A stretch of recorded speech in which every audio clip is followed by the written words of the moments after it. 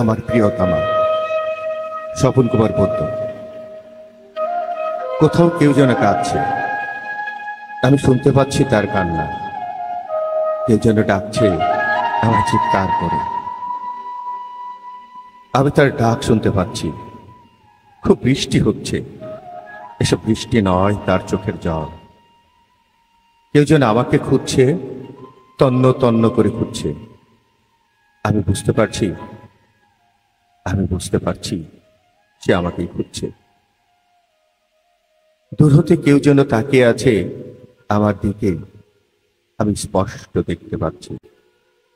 কেউ যেন আমাকে ইশারা করছে তার কাছে যাওয়ার জন্য। সে আমাকে ছুতে চেয়েও ছুতে পারছে না। কেউ যেন তার গায়ের ঘ্রাণ ছড়িয়ে দিয়েছে বাতাসের পালকে, আমি তার ঘ্রাণ পাচ্ছি। কেউ যেন আমাকে দেখার ইচ্ছেতে ছটফট করছে। কেউ যেন দাঁড়িয়ে আছে আমার অপেক্ষায়। জ্যোৎস্নার সামিয়ানার নিচে কেউ যেন আমাকে অনুসরণ করছে, আমার পাশে আসতে চাইছে ছায়ার মতো করে। সে আর কেউ নয়, বহুদিন আগে হারিয়ে যাওয়া আমার প্রিয়তমা।